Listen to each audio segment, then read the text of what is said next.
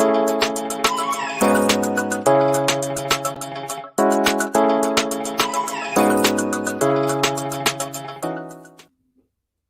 guys, welcome to She Knows Arsenal. My name is Jessica and I'm your host, and you can follow me on Twitter at @itchjessino. Need to fix my hood there. It's looking a little. Yeah, I got dressed quick. You guys. I'm sorry. I was in, relaxed clothes. So I put on this jacket and I didn't do a good job. Sorry. But welcome. If this is your first time here, again, my name is Jessica. And I am the content creator for She Knows Arsenal. So welcome, welcome. If this is your first time here, let me know in the chat box. And for my returning people, just let me know where you're watching in from, how you're feeling this morning, and all that good stuff. I'm not gonna lie, I missed you guys over the last two days. I didn't do anything in the last 2 days in terms of content, because I needed just a small break, because this week is going to be so crazy with the Euros and all that kind of stuff. So I wanted to make sure that I gave myself just a little bit of a break so that I could come to you guys with the energy and that you guys really deserve. So that's why I was missing. But now that that's over, there's so many things for us to talk about. This show is probably going to be a longer Just Reacts than usually. Just Reacts are usually just 30 minutes long, 15 minutes long, but we're going to be reacting to all of the transfer news that has come out over the weekend, plus this morning, because Chris Wheatley has been on fire this morning with some really, really big news. So we'll talk about Ruben Neves. Will kind of touch on the Emi Buendia thing, because it kind of leads into my conversation about expectations and things like that. We'll do some general Arsenal news about Folarin Balogun as well as Thomas Partey. There's been some things that have come out about them. Andrey Onana, where we are with that deal. Granit Xhaka, Hakan Calhanoglu. There's a lot of things going on. So we'll kind of touch on all those things and just have our little conversation, Q&A, all those good things. So yeah, let's see what you guys are saying in the chat box. Let's see. Uchenna saying, hi, Jess. Hey, how are you? From Columbus, Ohio. Wow, awesome. Stathi says, first time here, heard you through the Transfer Talk Twitter space yesterday. Awesome. That was a really good space. And I usually don't go in those, but I think I'll do them more often, because that was a lot of fun. Yusuf says, hi, Jess. Great work on your channel. Thank you so much. Mike said, missed you guys too. Gunnar Listic said, this is my first time here. I'm watching from Canada. Welcome, welcome. Chikasi says, big up, Chess. Big up to you as well. Dublin Gunnar says, all you missed was people losing their mind over Buendia, so it's a well-timed break. Yeah, we'll talk about that a little bit. Bulgarian, you're one of my regular people. Howdy, I hope you're doing well. And Neil says, keep killing it. Appreciate your hard work. Thank you so much. So let's go ahead and get started. I'm going to share my screen really quick. All right.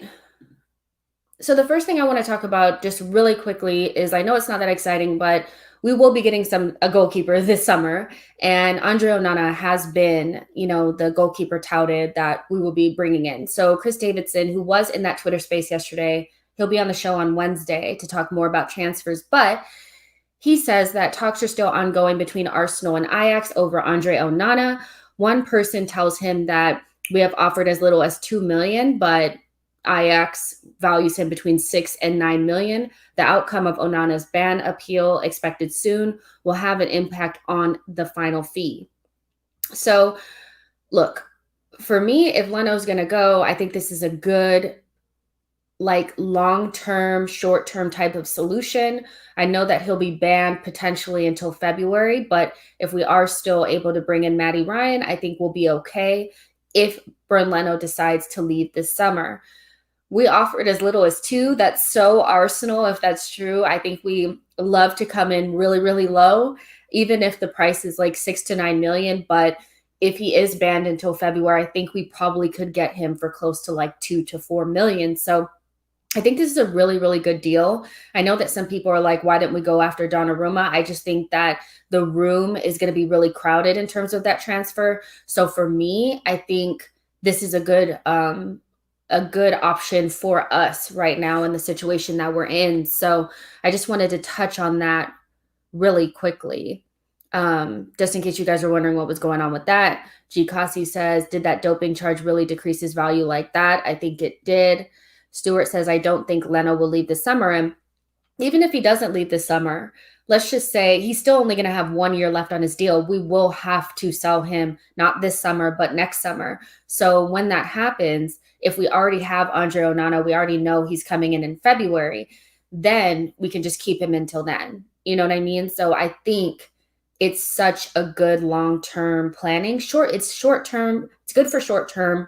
It's good for long-term. I think it's going to be fine, So that was just something that I wanted to go ahead and touch on because we haven't really been talking about this that much. And I'm pretty sure it's because it's a goalkeeper. It's not that exciting, but I just wanted to touch on that really quick. So now let's talk about Thomas Partey. There was some news that had come out earlier this morning that basically they were saying that he was kicked. He was sacked from the Ghanaian national team because he was late for a practice or something like that. Look, they'll say absolutely anything about Arsenal players these days because they know we're click happy. And I just think we need to be careful because we don't actually know what's going on. But her name is N.A., but I think her name is Nana Abba. She's a Ghanaian reporter or journalist. And she was basically saying that she just spoke to Thomas Partey. He says he wasn't sacked by CK Akunar. I guess that's the coach for the Ghanaian national team from the Black Stars camp, as being speculated by some sports journalists. He sought permission to be excused, and that's why it was granted. Now, this just came out from Simon Collins. He said that the FA confirmed that Partey is missing the Morocco game due to personal issues and met with the coach for an hour, who excused him from the game, but he's expected to play against the Ivory Coast on Saturday. Partey trained with the group after meeting the Ghana FA. He did so as wanted to show support to the group before he headed to Morocco, expected to rejoin training on Tuesday ahead of Ivory Coast game at the weekend. So again, just something else that I wanted to touch on because this was another news story that was kind of catching fire, that kind of was showing one of our players in a negative light. That's not actually true. And so just in case anybody was like, okay, he's becoming a troublemaker. I saw people saying, oh my gosh, why can't he be on time? Things like that. It's really not that. And I'm hoping that whatever personal issues that he's going through, they're resolved quickly. I hope he's okay, his family's okay, and all that kind of thing. So yeah, I just wanted to go ahead and touch on that. So that was kind of just like a short little roundup of some of the things that have been going on with players, not necessarily transfer news, but this is still important. So let's move on to Ruben Neves really quickly as well. Well, not really quickly. I think we'll talk about this just a little bit longer. So The Athletic is reporting that Arsenal are interested in Ruben Neves from Wolves this summer. There's been, fees banded around about 35 million, and Wolves are open to letting him go so that they can recoup a fee, so that they can reinvest back into the squad and all of that kind of stuff, right? And this news came right after the Emmy news, us not getting Emmy Buendia. So I'm looking at this and I'm like, okay, this doesn't feel like it makes sense to me. You know what I mean? It just doesn't feel like it makes sense. You guys all know that I'm a really big fan of Yves Bissouma, and I think that's the natural choice to go for. But Ruben Neves, I think, so what do I want to say? Because I don't want people to think that I'm saying that he's a bad player, because he's not. He's a good player. Portuguese national, team player, 23 years old, good age, somebody that on paper would feel like the right choice. But when I've watched him play, I think although he's a good player, I don't think he would necessarily improve us, because I think the biggest thing about Granit Xhaka that we weren't really a fan of was the fact that he's not mobile. And although I feel like Ruben Neves is slightly more mobile, I don't think it's to the extent where it would really evolve us. I think Arsenal is dying for an evolution in midfield, not somebody to just fill the gap that Xhaka left. I think he's a really good Xhaka comp in terms of his passing range is quite similar. He's defensively, like his positional awareness on defense is very good. And he's younger, so the idea that he could get better makes sense to me. But still, there's somebody named Yves Bissouma who I think is just a better fit. It just depends on how you think the Arsenal midfield should be. There's a lot of people that still believe that Thomas is good enough to play as a lone CDM, and we should be looking for advanced eights. There's other people that feel like Thomas Partey needs a partner in the pivot that's a little bit more well-rounded or could go a little bit more forward versus somebody like Bissouma who's going to sit and Partey's going to go. And I think maybe that's because there's not a lot of confidence in Thomas's ability to be more of an offensive threat.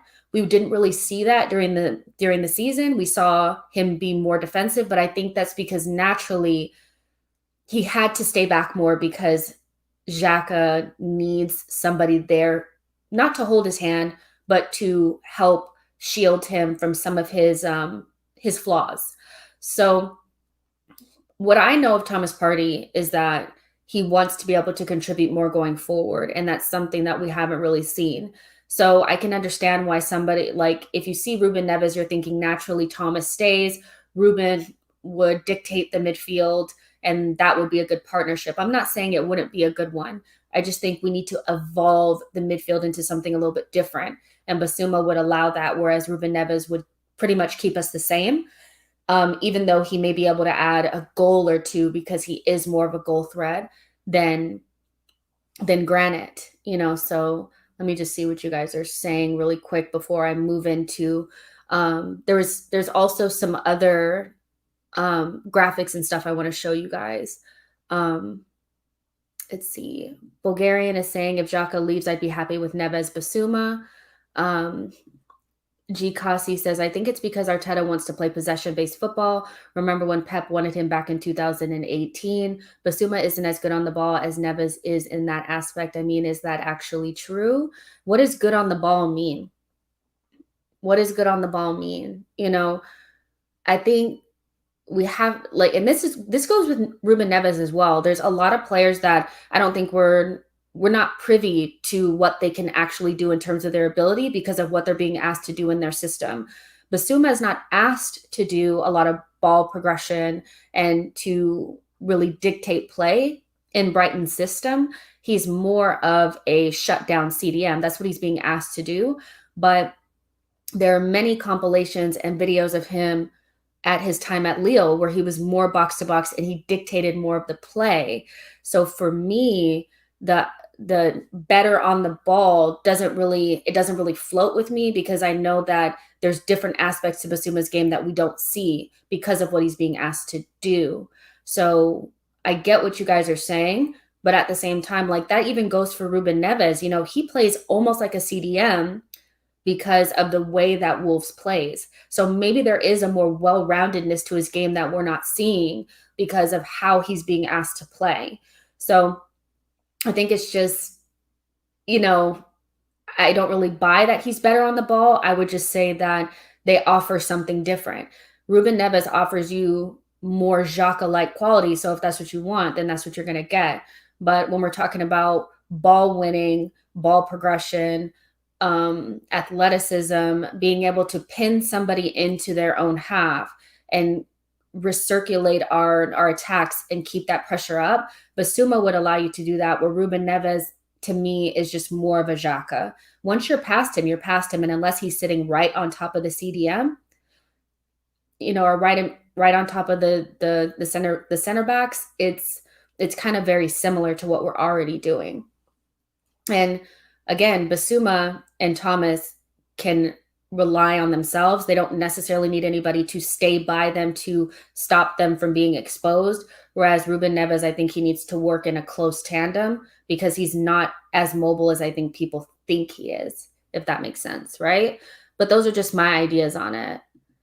Not to say that Ruben Neves is not a good player. And what I do like about him is his age profile. I think he's somebody that will if he does well at Arsenal, we could sell him for more. He has the ability to get better.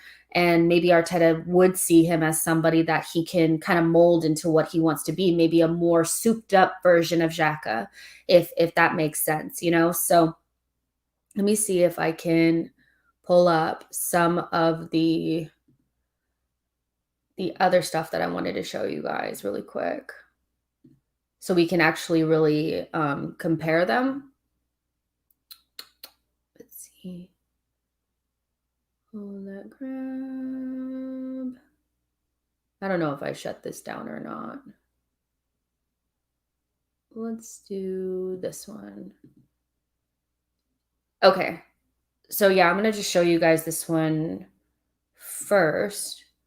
So this is Basuma's like crab cake. I think that's what Scott calls it. I kind of showed this to you guys before, but this is where he excels and where he maybe doesn't have as much prowess in regards to how he plays for Brighton. So we see that his elite skill is ball recoveries. And that's important in a midfield that hasn't really been seen as very competitive. Like, I mean, when we played against Liverpool, a poor Liverpool side, we were unable to compete in the midfield. They just swallowed Thomas up, and that was pretty much it.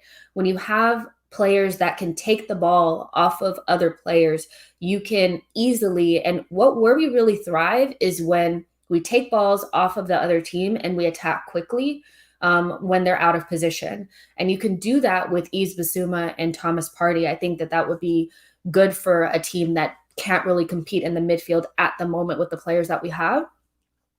Another skill is interceptions and block passes, tackles, pressures, regains and things like that. And then his pass completion is really good. So for me, he's an elite, neat and tidy player, right? How he plays in Brighton's system. He's kind of like what we want El Neni to be, but El Neni's not good enough to do it because he's not really elite at it. His pass completion is really good because he's just asked to give and go really quickly to the next person once he recovers the ball, which I think is really good. But what we see in this section here, in that blue section, is I think what Arsenal fans are wondering about, like, how are we going to score goals? And for me, it's more of a system issue than a personnel issue. I think, well, it is a personnel issue, but we need to figure out a way to sustain pressure. And you can only do that if you win the midfield battle. If we could sustain more attacks and put teams under pressure more often, I think we'd score more goals. Whereas where some people feel like if we get a goal scoring midfielder, that will help us with our goal output. So that's Bissouma. Now I'm going to show you guys. I'm going to show you guys Ruben Neves because he has one too. I hope this is the right one.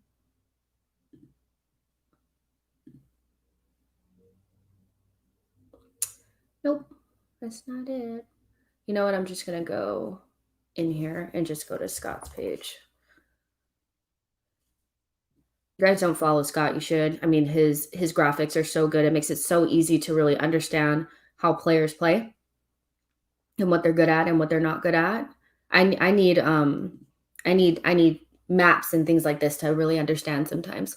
So same thing. We're looking at a different player, but I think he's not elite at it, but he's still at the high percentile.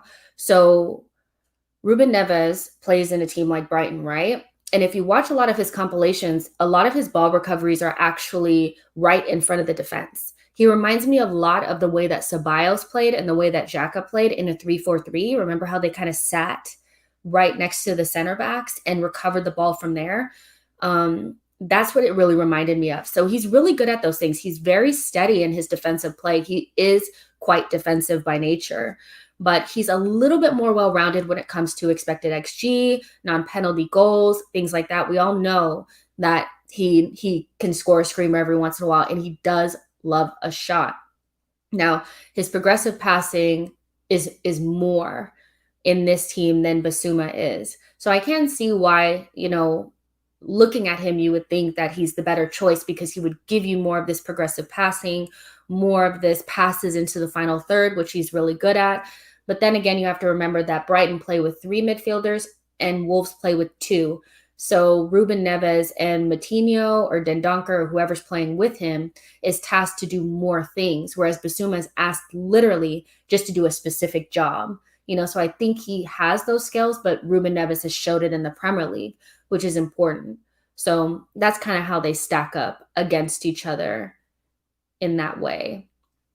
Oh, it didn't even show you guys that. Hold on real quick. Hold on. Okay. Sorry, you guys. I'm like talking about something completely different.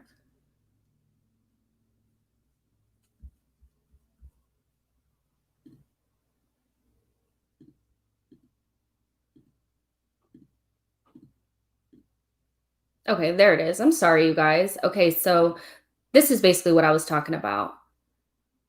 This is it. So you guys kind of see what he excels at and what he doesn't excel at. And like I was saying, he's more well-rounded and he does have good ball recovery skills. He does have the tendency to like to shoot and all that kind of stuff. So I'm sorry, I kind of missed the fact that you guys weren't able to see that, but I hope you guys can kind of see that now. And now I do want to go back to that graphic that I saw from, let's see, Latte Firm. Here it is. Okay. So now in comparison to Granit Xhaka, right? So let me make sure you guys can actually freaking see. Okay, yeah. So these are the heat maps in comparison to Granit Xhaka, right? So for me, I'm looking at these heat maps over here in this corner. And Thomas Partey, you can see that he's kind of like all over the place.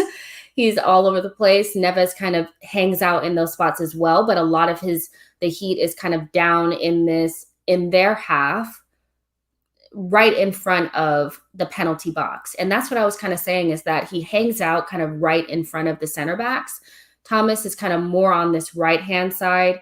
Basuma is kind of like everywhere, just kind of around this center circle. And what that kind of says to me is we all know that Brighton is a more possession-based team and they don't really sit back deep, whereas Wolves does. And then Xhaka, we can see over here on this in his heat map, he's all over the place, but mostly on the left-hand side. So that's how they kind of differ in that way. And so I think Basuma and Neves would give you more centrality. They're not really, or they can play more centrally. They can probably switch places with Partey, whereas Xhaka, we know, has to be on that left-hand side. So there's that as well. So in those comparisons, I think it's one of those types of things, right, where it's like, I think we could be a good midfield with Basuma or Neves. I'm not saying that one is really better than the other. It just depends on what the midfield structure is going to be next season. And for me, if I had to choose, I would choose to have Thomas Partey dictating play and Basuma sitting a little bit more, whereas some people want to see Thomas sitting and Neves dictating. So it just depends on what you guys think, But that being said, now when we kind of talk about what is the likelihood of us bringing in both, what is the likelihood? I don't think there's a likelihood that we're going to bring in Neves and Basuma. I really, really don't. I don't see when's the last time. I mean, Arsenal are not going to spend 30 plus and 30 plus on both in one window. I just don't see it. So my hope is that we go for Basuma. We're hearing that he's telling his agent that he wants to come to Arsenal. That's a good sign. That's a good sign. I know that they were saying Neves wants to come too, but Basuma seems more like a come get me, and Neves maybe is more like I'll take a move to a bigger team. You know what I mean? So I think Basuma is the choice, but if we got Neves, I would want to see what that midfield looks like. I'm not really sure that that's actually what we want to do. So there's definitely that. And we'll see if there's any legs to it. I think with Xhaka going, we see that Chris Wheatley had just said earlier today that Xhaka's move to Roma seems to be moving quite quickly, and it looks like it's going to get done soon. So we will have an open starting position in the center midfield. So we will know after that what we're going to do. And a lot of what we're going to do in this window, to me, is going to be dictated by people leaving. It's domino effect. So if a center midfielder leaves, then we'll have space and money to bring in another center midfielder. So I think we'll know at that point what we're going to do. And to me, there's no excuse not to go get Basuma because he's not playing in the Euros. So just get it done. Whereas Ruben Neves, we would have to wait and probably until after the Euros to get that done if that's really what we want to do. So yeah, let's see what you guys are saying. I'm sorry about that little hiccup. It's like I'm trying to share my screen and I'm trying to give you guys graphics and stuff, but I didn't do a good job at it. But I hope you guys understood what I was saying. If you guys had to choose between Basuma and Neves, who would you choose? Let's see.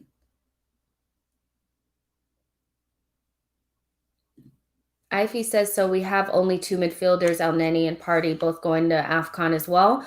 I mean, that's the other part of it as well. If you bring in Basuma, then you still have to bring in somebody else. But that person for me just kind of looks, that person to me kind of seems a little bit more like an under the radar signing, somebody maybe 10 to 15 million. It doesn't really feel like two $30+ million midfielders. So maybe that's where somebody like Lokonga comes in, because you could get him for 10 to 15 million, I would think, so we would still need to bring in somebody else.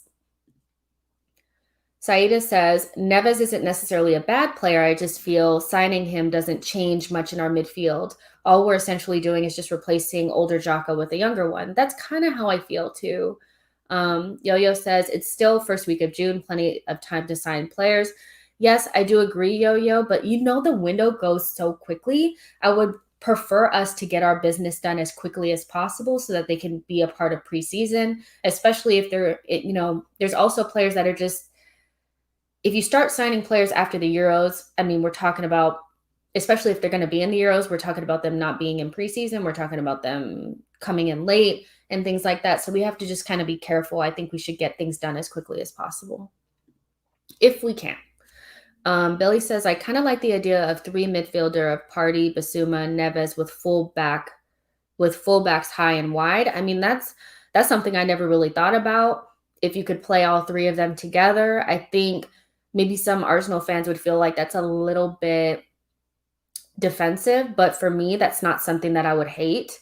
If you look at Liverpool's midfield over the last, couple of years prior to getting Thiago, they were mostly just dogs in the midfield, winning the balls and getting it to their fullbacks and getting it to their Mane and Salah.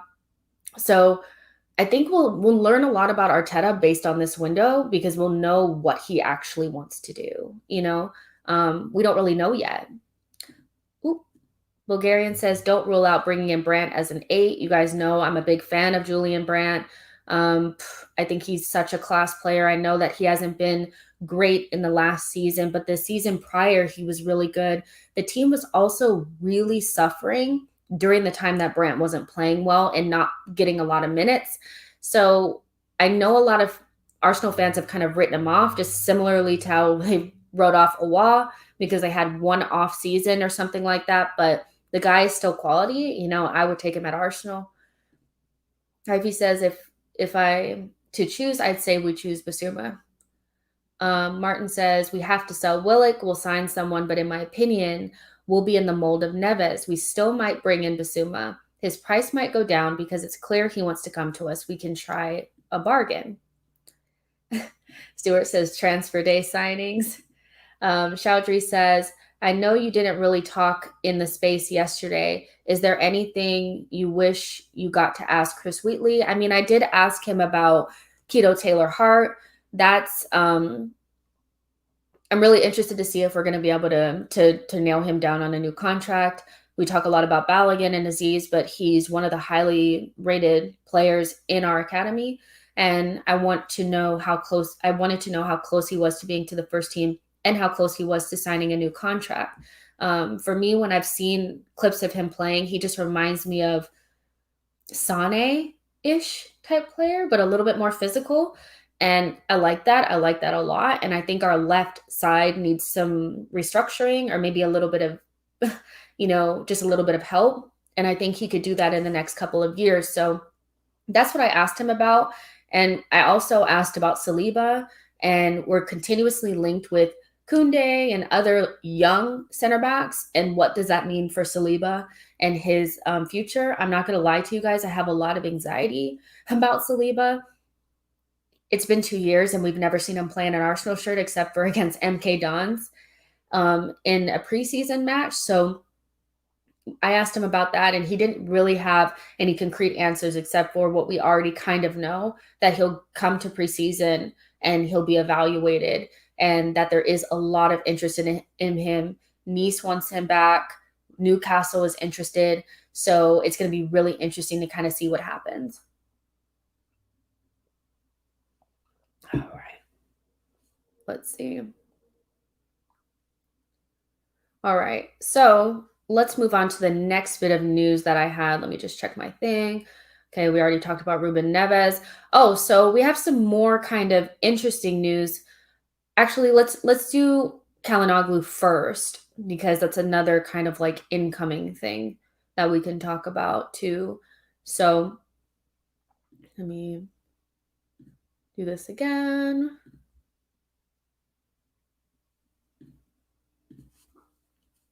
All right, let's X that out. All right, so let's talk about Calhanoglu. Where is it? Please. There it is.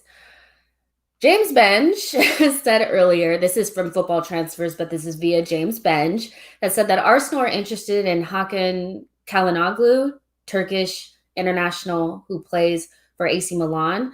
He's currently a free agent, and the Gunners see him as an alternative to Martin Odegaard. I think this is really, really important for us to be able to understand what our priorities and objectives are for this window. It's kind of like almost like a puzzle of some sort for me, trying to see what our priorities are. And I'm thinking attacking midfield is not, or a 10 is not a priority. I think we want certain players, like we want Martin Odegaard, but I think we're interested in Martin Odegaard in a loan type of scenario. And if we don't get him on a loan, we'll try to get Calhanoglu on a free. I think that kind of shows us where our priorities lie. I don't think we're going to spend big money on a 10. We also have ESR, who's very good in that position. And for me, I'm still not convinced that we need a 10 per se, or we need to spend a lot of money on a 10 if we feel like at some point we will transition to a 4-3-3, which is what a lot of people think, is that we're going to kind of change from a 4-2-3-1 because we don't have the people yet, and as Arteta would call it, the specificity in certain positions in order to play a 4-3-3. But we kind of saw towards the end of the season that we did play 4-3-3 in some games. So, and Ceballos was playing off of the left, and maybe Odegaard or whoever else was playing off of the right. We kind of saw that a little bit. And so I'm not necessarily sure that we're looking to spend money on somebody who can only play 10 or whatever.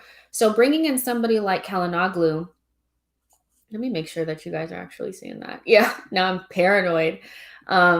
Bringing in somebody like Calhanoglu on a free to me would be smartish, on the right wages and all that kind of stuff. But I think he would fill a gap that we need in terms of depth in that position to allow Smith Rowe to grow if we don't get Odegaard.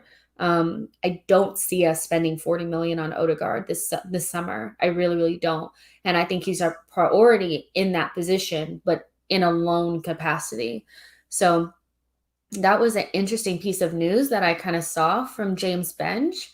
And I just thought to myself, like, that says it to me. That really says it to me that, to me, number 10 is not a priority, or a priority in terms of spending a lot of money. You know, I don't know what you guys think about Calhanoglu. I'm seeing no, just off when I'm just kind of looking at the comments, but you know, maybe we're not really that desperate to bring in a 10, to be honest. G says, I did a small summary on Calhanoglu. Overall, he's a good player, but not the best at pressing or shooting. What is he good at? Newman says, free, we're scavenging bins. Martin says, big no to Calhanoglu. He's worse than Ozil. He should stay as far away from us as he can. Lone Star says, we want Odegaard. That seems clear. I think it's clear that we want Odegaard, but I'm not sure financially that's where our priorities lie, if that makes sense. Like, I don't think we're going to spend 40 million on Martin Odegaard. I don't see it. I think midfield is a big problem because we have to bring in two. And we went in for Emi Buendia, and Emi Buendia is not a 10, so I'm not really convinced that our attacking mid situation is sorted or we're necessarily prioritizing that as much as people think. I really think midfield is where our intentions lie, and I think we're building from the back. I think Arteta wants to solidify what we're going to do in the right-sided center back, the right back in the midfield, because that is how we're going to build play, and that's how we're going to create chances. A lot of people think it's because of the attacking mids or whatever, but I really think we're building from the back. So I wouldn't be surprised if we couldn't get Real Madrid to give us Odegaard on a loan. Do you guys really see us spending like 40, 50 million on Odegaard? Like, let's be real. Bulgarian says, beggars can't be choosers. Ivy says, gosh, no, I don't want Hakan. Bulgarian says, pray Don Carlo brings Jaime back to Madrid so we can free up Odegaard. Nikki says, hello, Jess. I've seen a little bit of him. He's decent technical player, but I have some concerns over work rate and attitude. Seems like a luxury player. To me, most 10s are. If you just play 10 mostly, I feel like you're more of a luxury. I don't know if I've ever told you guys this, but I really want us to kind of veer away from the 10 position altogether. I think we need to focus on high XG, high XA players in the forward positions, play a 4-3-3 and have a hardworking midfield. That's what I think would give us more results. When I look at Odegaard, I think you're really talented, but in a lot of games in the Premier League, you'll be a luxury because you can't compete in the midfield. And if you can't get on the ball, you're of no use to us. So I think we should just move on from the 10 position altogether. But hey, Swamp says, just get Amine Harid on cheap from relegated Schalke and be done with it. Oh my gosh. G. Kasi says Rodrigo de Paul is the player Arsenal should be looking for. He should be about 35 to 40 million. I have not seen us linked with him at all. Have you guys? Have you guys? I haven't seen us linked with him at all, to be honest. Nikki says we're not spending that on Odegaard. No. Real Madrid is not going to give us a cut price deal on Martin Odegaard. They're not. I'm not sure if they're as hell-bent on keeping him as they're saying, but I think if they were to sell him, they'd want to sell him at a premium.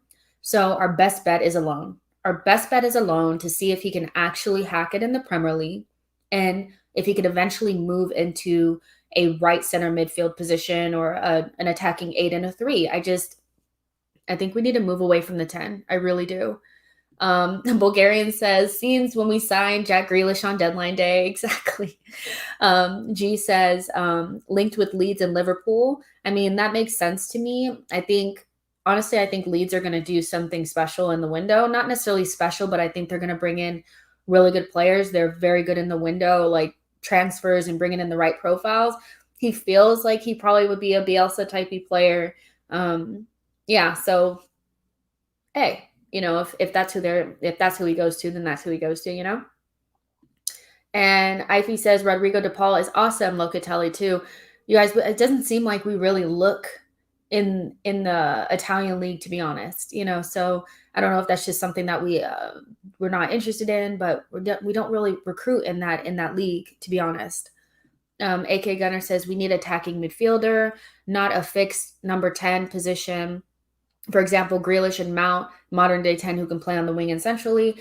I mean, that's what I kind of think as well. I think I kind of said this earlier that I think we need to look at the left-hand side of our front three.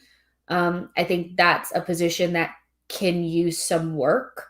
And I wanted to see somebody like an Awa or even like a Brandt in that position that can also be a left-sided 8 and a 3. So we have flexibility, but we also have balance, because I think our best side is our left-hand side, because that's where Tierney is, with a right back that could even that out. But I think we're stocked in the right forward position. That's why I found it really strange that we were linked with Buendia anyway. I kind of think that he was an opportunity to replace Willian. I know that Buendia can play as a 10, but I think to bring him in to play 10 when he's for the last couple of years been playing off of the right-hand side in the wing position, not a true winger, but playing in that position, I think it was a little strange. So I think we're stocked on the right with Pepe and Saka. They can both play on that side. But the left side is where I'm kind of like, can we improve that left-sided midfielder, left-sided forward, to bring in another scorer creator that can improve us, on that left-hand side. Tierney can do cutbacks and all that kind of stuff, but we need somebody to kind of be that second 10 on that inside left channel. For me, that's what I would like to see if we did bring in an attacker. But yeah, so that's Hakan Calhanoglu. I mean, not that exciting. It's not that exciting, but it's the reality of Arsenal right now, to be honest. So yeah. And then let's see, there was something else here as well. Where's the Balogun stuff as well? Am I going past it? Oh, here it is. Here's something exciting that I think we need to talk about too, is the expectation. This is from Chris Wheatley. The expectation is that Folarin Balogun will compete for a place in the Arsenal first team next season. So that's not that's big. That's big. He will compete for a place in Arsenal's first team next season, will be assessed in preseason, and compete for a place with the rest. So I'm loving that, you guys. I'm loving that. I can't even lie to you. I want to know that. Well, first of all, I don't think we're going to address every single position in the summer. I really, really don't. I think striker is one of those where if we sell certain players and we get other things done, then maybe we would be in the market for a striker. That being said, we have Aubameyang, and I have my own issues with Aubameyang, more from prior things that I've always felt, because he was at Dortmund and I just didn't really like the way that ended. But as a striker, he's a world-class striker that's had his first bad season ever. So the idea that he's just not going to score any more goals and we need to move on from him, I think is just a little bit premature, especially when we know that we spent the money. He's the guy. We need to get him scoring. And this kind of weaves in with the Edouard news of him going to Leicester. We have been interested in him in the past, but I don't think we necessarily lost out on him because we don't even have a space for Edouard to be. We have Lacazette, Nketiah, Aubameyang, Martinelli, and Balogun. So, and you're probably thinking well, so-and-so is going to leave. Lacazette could probably leave, but they're not gone yet. Remember last summer when we thought that we were going to be getting rid of all these players, but then at the end of the summer, they were still there? That might still happen again this summer. So we can't just assume that we're going to get rid of these players and then bring somebody in, even though we don't know if they're going to be gone. Striker is a position that I really think needs to be it to me is the least important, because we have a world-class striker that just needs to get back into form. Let's not forget that after Christmas, he was in form until the North London Derby, and then things got a little bit murky. He can still score goals. We just need to put him in better positions. And as long as he continues to make runs, I think we're fine there. We don't have Europe. So Aubameyang is probably going to start almost every single Saturday when we play. He'll play a lot of games. What 23-year-old is going to come in a young, high-quality striker you're going to be behind Aubameyang? Not only because Aubameyang is better than him and, he's going to score more goals, but he's our guy. He's the guy that we spent the money on. So I think this is a good opportunity to give Balogun those minutes that Aubameyang's not going to be able to play in the Carabao Cup early stages. those are the minutes that we're going to have to give him. That's it. And if we get further along in that competition, then Aubameyang will come back in. But for teams that don't play in Europe, which we haven't been ever, they usually have one main striker and a couple of guys in behind them that's probably just like a young kid or something like that. We're not in the position of Manchester United and Chelsea and all these types of teams that are going to be playing in 4 or 5 competitions a season, or 4 competitions in the season. We'll be playing in like 3. So those beginning games of the Carabao Cup and the FA Cup, that would be such good time to give Balogun significant minutes that he would not get if we were to bring in Edouard. There's no point, because we're not going to have the same amount of games. Aubameyang is going to, if he's fit, which we know Aubameyang, he tends to be fit, he will start almost every single game next season. So I'm happy that this is coming out, and I'm hoping that even if we sell Lacazette and Nketiah, because Nketiah wasn't getting any minutes because Lacazette was there. Lacazette not being there will give Balogun that space to play, and Martinelli as well, because they've already kind of positioned him to play some center forward positions as well. He's going to play off of the left ball, so centrally. So for me, this is really good news. I know that it's not transfer news, but let's be real, Balogun could be like a brand new signing to us, and we can't have our cake and eat it too. We can't want a new striker and also want to keep Balogun and give him significant minutes when we don't have Europe. So what do you guys think about that? Are you guys happy that Balogun is going to be in and around the team next season? And G says, Laka got to go if that's the case. I haven't really seen Balogun play. Is he good? Why is there so much fuss about him staying when he's rarely on the bench? I mean, he's not going to be on the bench if you have Nketiah, Martinelli, Aubameyang, and Lacazette. You have to free up space. And for me, I just think it's so unrealistic to think that Balogun is going to hop over Martinelli, hop over Nketiah, and get their space on the bench, even if we believe that he's better than them. That being said, you don't spend almost a year trying to convince somebody to sign a contract if they're not that good.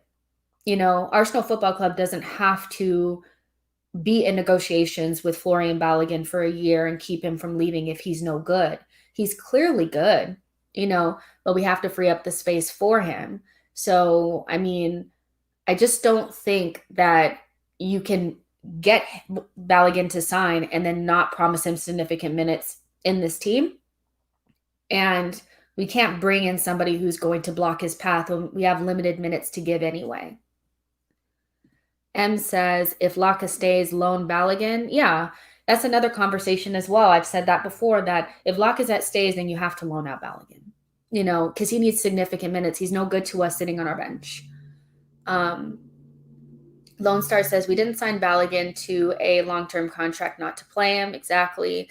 I mean, some of these positions that we're going, like right-sided center back and striker, to me, I think are going to be positions that don't get addressed probably the way that we want. But we will still be okay, even though we don't have the perfect solution in that position for this season. You guys, you know what I mean? I think we're so anxious to get back up to the top that we feel like we need to buy a new striker, buy 3 midfielders, buy a right back, buy a right-sided center back, buy a goalkeeper all in one season. But that's just not realistic. But with Aubameyang, Balogun, and Martinelli, Saka, Pepe, Emile Smith-Rowe, if we bring in somebody else, Martinelli, you guys don't think that we're still a good force up top? It's more about us sustaining attacks and getting these players going, for me, and giving them stability and a structure that they can feel comfortable in, versus buying more players in those positions. We have a good crop of attackers. I don't see us addressing that position this summer. I really don't. But I don't think that will make or break us. You guys have to remember that Manchester United got into the top 4 with McFred in their midfield, and Lindelof in their back line. And I think we can all say that those players are probably not top 4 players. So I don't necessarily feel like if we don't address every single thing, that means that all is lost. It's not. We just have to make sure that we make the appropriate signings to get us going in the right direction. And a lot of this has more to do with Arteta, to me, than actually like addressing every single thing in one window. He has to give us stability. He has to use that preseason. He has to give us some a structure and a foundation that we can work off of, and everything is always just feels so pressurized and scattered and disorganized with everything that we do. And I would love to see a formation and a system and a way of playing that we can just kind of go with for the season and let these guys flourish, you know, if that makes sense. Gogo says we have Mavropanos, Saliba, and Holding. That should be it. Why are we looking to spend big on Tapsoba and Jules? Maybe there is a fraud in the pipeline. I mean, I don't really know. Like, and that's always my question is just like, why are we still looking for right-sided center backs? That's why I think we're building from the back. I think there's something about Saliba that Arteta is not sold on. That doesn't mean that I think that he's going to loan him out or anything. It just may be that we still are looking for the perfect player in that position. I mean, he loved David Luiz, and David Luiz was a ball-playing center back, but Saliba is a dribble out of the back guy, and maybe that's not what Arteta wants. Like, I really don't know. You guys make sure you like the video and subscribe to the channel. What Abdallah said, there's like 90 of you guys watching. Maybe like, let's see if we can get like at least 50 likes. That would be awesome, and then we'll be back later for another show, later on today. But while we're here, like the video for me, please. So, but yeah, thanks guys. All right. So I like that news about Folarin Balogun, to be honest. I think that's good news, and I'm excited to see him play next season. Now, let's see. I think that's all I really had was all those things. Yeah. And even like, it's the start of the window, you guys. I just want us to be like prepped, and relaxed, because it's going to be so long and we don't know what's going to happen. And we have to sell players first. I think not just from a financial standpoint, but from like you need to have space. We have a bloated squad. We couldn't even register people.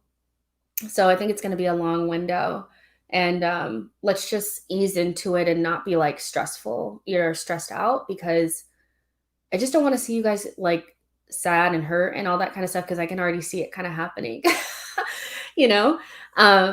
Newman, yes, I am passionate. I love this stuff. You guys know I do.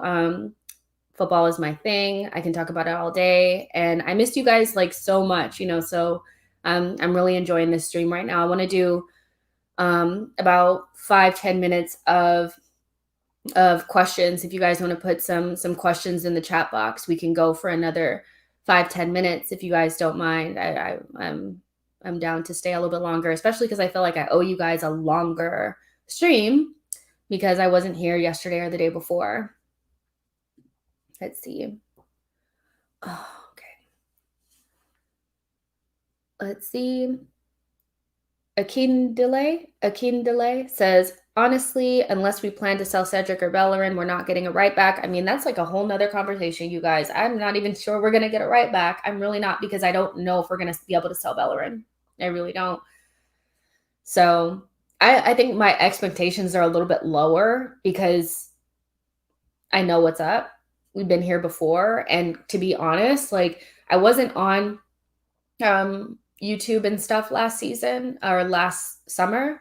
But I capitulated the entire transfer window last time. And the transfer window basically started when lockdown came because everybody was bored. So they started talking about it. And I went through the Thomas Partey Awa roller coaster and I can't do it again. So I know what's up. My expectations are very low. Not that I don't think we'll get good players, but I just don't think at the volume in which a lot of people believe. But I do think we'll still be better next season. I really do. MTR says switch to a 4-3-3 means we have no attacking mid. I mean, yeah, it means that we don't have, I think our wingers will always be attacking mids. That's what I really believe, but we won't have a 10. Yo-Yo says, assuming Neves replaces Xhaka to join Partey, would you prefer Berge or Odegaard to complete the midfield, and why? I mean, if I had to choose between those two, those aren't great choices, are they? I mean, probably Odegaard, just because I know he can play off of the right too, so he can do different things. Berge, I'm just not really sold on what kind of midfielder he is. I haven't seen him play in a long time. I'm concerned about his fitness, but I know Odegaard. I know what he can offer. So I'd probably say Odegaard. Just from the fact that I know what I'm dealing with there. With Berge, I'm not quite sure. But I want to get rid of the 10. But Berge is not the way I want to get rid of the 10, if that makes sense. Let's see. Usopp says, why are we linked with so many center backs? I don't know. The only thing I can say is that maybe there's an aspect of Arteta. I mean, look at what they said about Balogun. The difference between what they said about Balogun and the difference between what they said about Saliba. They said Balogun will fight for a place next season and will be integrated in. Saliba's being assessed in preseason. That to me tells me that maybe there's just not something that Arteta's seeing, or maybe it's just Saliba is not Arteta's type of player in that position. I don't know, but I wouldn't be surprised if we really tried to bring in a center back. I wouldn't. Abdallah says, Jess, did you see Christian Messi put Mexico in a pack? Captain America, the best winger in London. Look, of course, I watched the game. It was epic. CONCACAF. I mean, that's why we watched. That's why we love the game. 3-2 penalty from Pulisic. I thought he was pretty poor for the entire game, but he stepped up when it mattered to do the penalty, and I really enjoyed it. I actually had somebody tell me this morning that I shouldn't be seen like saying nice things about a Chelsea player because Pulisic is a Chelsea player. And I'm like, but he's the captain of the national team that I support. And you guys can let me know, do you guys not support Kane when he plays for England because he plays for Spurs? I mean, it just feels a little bit strange to me. Of course, I don't like Chelsea like that, but Christian Pulisic is American. So of course I'm going to like him. And when he plays, I'm going to want him to do well for America. Let's see. I saw another question in here. Nikki says, is it realistic to get rid of more than 5 players this summer, you think? Maybe. I mean, we know Xhaka is about to go. So that's one. Who else is going to go? Willock. I think there's a good chance that he might go. So that's 2. Maybe Lacazette as 3. Kolasinac, I think we're really trying to shift him on. So that's 4. I think 5, I would think would be it's not about the volume. I think we can get rid, but it just depends on what we get for a fee. Maitland-Niles, I think he'll go, so maybe, 10, like Lone Star is saying. I don't think so, but maybe 5. Yeah, maybe. Let's see. Robert says, hate Kane for Spurs, like him for England. Exactly. It's different. It's just different. Guendouzi as well. So yeah, I think 5. Yeah. Akindele says, Claudio Reyna is still the best to me and Dempsey second. I mean, I don't think Pulisic is the best player to ever play for the United States. I think he has a long way for that. He hasn't really been there long enough for me, but I think he's a good player and I hope he does well for America. AK says, I don't support Kane. In fact, I don't give a shit about England. If I had choice between League Cup for Arsenal or England World Cup, I choose Arsenal all day, club over country. Okay. Ludicrous, or Newman says ludicrous, either you hate Kane or you don't.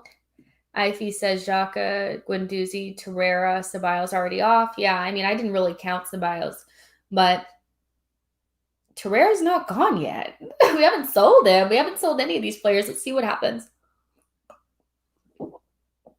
You guys, I missed my mouth. Let me get a napkin. Oh my gosh, you guys. The reality of live is that you miss your mouth. You do stupid things. You guys saw straight up that that's like probably the third time I've missed my mouth when I was trying to drink coffee or a soda or something. You guys liked the video for me. That was so embarrassing. But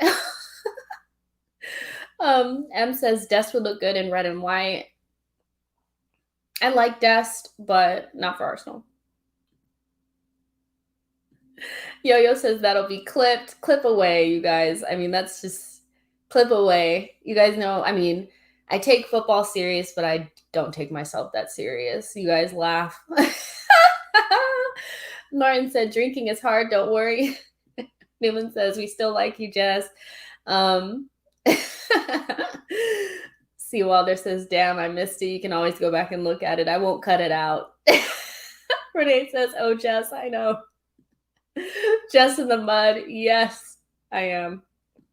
AK says, if we're not going to get money for Torreira, we should use him as bait for a player exchange for a right back. For Trippier? No. Just for anybody. Okay. Probably. I mean, let's see. Let's just see. You know, let's see. I don't know. I think with Torreira, it's kind of a hard sell. I think we're going to have to loan him again, to be honest. I think he needs to be loaned and play so that somebody will want him. But hey, maybe a player exchange. I mean, I think the player exchange thing is really interesting because we could offer Nketiah to Brighton and do something for Basuma. We could offer, there was another one too that we could do, like Nelson maybe for somebody. Well, I think that was more for Buendia, but that would be interesting. We have some players that I think we could barter with. So let's see what happens. Lone Star says Renee is cringing. I mean, maybe she's probably just laughing at me. Devlin says heat map for Jess's mug incoming. Oh my gosh. C. Walter says Jess has a drinking problem. Newman said, just remember next time your face can't absorb liquids. M says, if we can't get money for him, how are we going to get a good player? I mean, I don't know. I think it's going to, well, they said that the Cronkies are going to do something. So one thing is that they have to put the money, like they got to put the money where their mouth is. They have to invest something. And then every little bit counts. If we sell Willock, I see a lot of people saying, don't sell Willock. I'm like, we need to sell him. If the offer is 20, I would take it. Like 20 for Willock, 15 for Maitland-Niles, 10 for Guendouzi. That's a good player right there. You know, so it's going to be about, you know, we also have to, strip down the squad a little bit as well. So I think even if we were to sell a couple of players and only be able to get one or two in return, that it's okay because we don't need 25 players on this roster anymore because we're not in Europe. Usopp says, I am so stupid. I realized that Giovanni Reina is Claudio Reina's son. Duh. Yeah, I mean, that's not a foregone conclusion. That's not a foregone conclusion. You know, that's not stupid. Yo-Yo says, would you like Arteta to get a new number 2? I've been unimpressed by the current guy with the AirPod. I mean, I think there is something to be said about maybe Arteta needing some different people around him. He has a lot of young people around him. The coaches that he hired were younger than him, and I think that that's weird because he needs somebody there to guide him a little bit. I think not guide him, but he needs some people with some experience. The guy with the AirPod, is his name like Stuyvesant or Stuyvesant or something like that? I don't know what they're doing, but maybe we do need to mix up the backroom staff.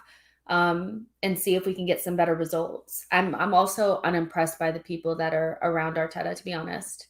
And I think Arsenal need to start getting the best possible quality of in every position, not just as a manager, not just players, but backroom staff, physios, all that kind of stuff, because all that matters.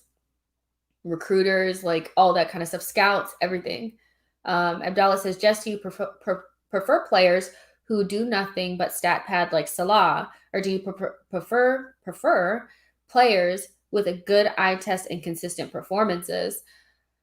I mean, it's really a mixture of both, because stats don't always tell the story. There are a lot of players that don't have, because there's a lot of stats that don't um, take into account the things that people do outside of scoring goals and assisting. And there's a lot of players, like if you looked at Thomas Partey's just like assists and goals and things like that, you would think he was a crap player. But there are players that exist between the stats that do such important things for their teams, like even like Rodri.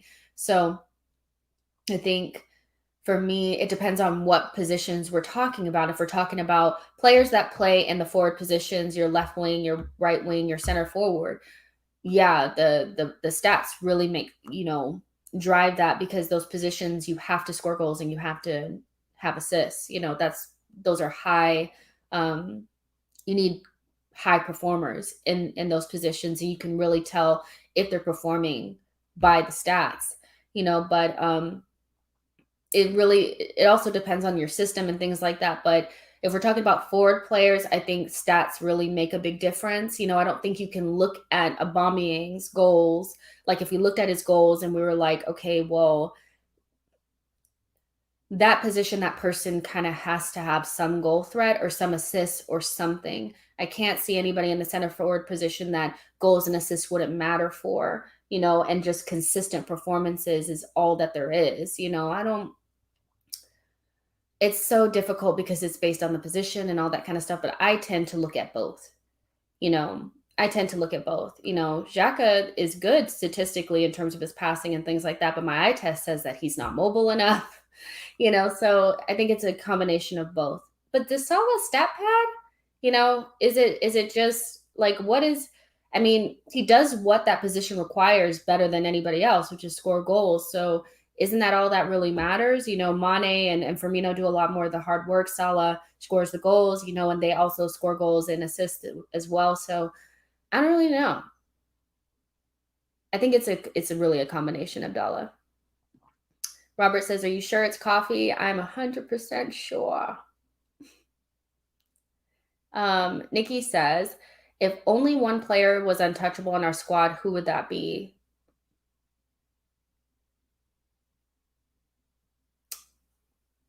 Bukayo Saka. It's gotta be, because he's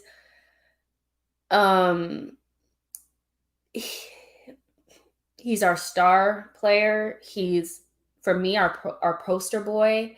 He's the guy that in a couple of years will sell the shirts. He's special. I hate to say it, but he's special. He'd be really hard to replace. I know we could bring in, there's other players that could probably do what he does, but I think this has got to be Saka, because even as much as I like Kieran Tierney, I think we could find another left back that could do what he does. He may not be Kieran Tierney, but, it is what it is. Emile Smith-Rowe, he hasn't really shown enough for me to be like, if a big offer came in a couple of years, that I could see us taking it. But I think Saka's the only untouchable, to be honest. I think Arteta likes him too much. The club likes him too much. He's just special. Like, I don't know how to explain it. There's just some players that just are special, and I think it's him. It's more than about what you could get for him in a fee, Dang, you're saying it's ESR is untouchable? Interesting. Brian says Pepe is our best player. He can be, let's see what happens. Yo-Yo says Saka will break all of your hearts once PSG or City come knocking. I mean, if we don't get better, yeah, we could lose him. Lone Star says Saka, Tierney, ESR, Martinelli. I mean, if we had to pick a group of players that we cannot see them being sold, it would be them, especially right now. Bill says, Jess, have you played the game? You seem to know a lot more than the average fan. I mean, I did used to play, but I would just say that me playing didn't really affect how I learned more about the game. There's a lot of people that play that don't watch soccer, football at all. A lot of the girls that I played with never watched, So for me, it's more that I'm committed to the game. Like, I watch almost every single game in the Premier League. I watch games from other leagues.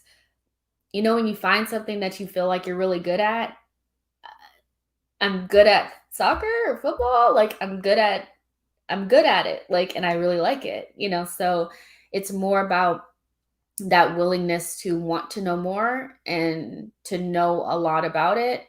I could read more books on it and stuff like that. I think I could take it up another level, but it's not really about me playing. There's a lot of people that have played, like pundits, that it's like you would think they'd never played before. So I don't really think it has anything to do with me playing, but yeah, I have played before, but it's just more about me just being obsessed with the game in general. Why are we talking about Conte? What's going on? Abdallah says, Jess, the issue with judging forwards purely on numbers is that it only tells us 25% of the story. Bergkamp didn't put up insane numbers, but he was always one of the best players in his team, easily. Yeah, that's true. And it just depends on what the system is asking for and stuff like that. I think Odegaard is kind of that player for us right now where he does a lot of the connecting and a lot of the pass before the pass type of stuff. His underlying metrics are really good, but he's never going to put up a lot of goals and assists. So I do agree with that. I just think it just depends on what that particular position is being asked to do. And I think for Salah and Mane, it's literally goals. Like, it's literally goals so that they're doing their job if they're scoring goals and pressing and that kind of stuff too. All right, you guys, that's it for today. Well, not for today, but for this stream. I hope you guys liked the video and subscribe to the channel. Later on, I'll be on with George and Harry. We will be doing something, we'll be talking about expectations, the idea of accepting mediocrity and having a more deep conversation and stuff like that. But so it'll be a little bit more in depth. And then we have something kind of fun planned at the end just to lighten the mood. Clue, we're going to be talking about hair and Rob Holding. So stay tuned for that. That will be at 10 p.m. UK time, as usual. And yeah, so I'll see you guys there. I can't believe I just missed my mouth with the coffee, you guys. I just can't. All right. So I'll talk to you guys later. Yeah, subscribe to the channel, like the video, share this with a friend, tell everybody I miss my mouth and I spilled on myself, and maybe they'll watch it and laugh at me. All right, I'll talk to you guys later. Bye, guys.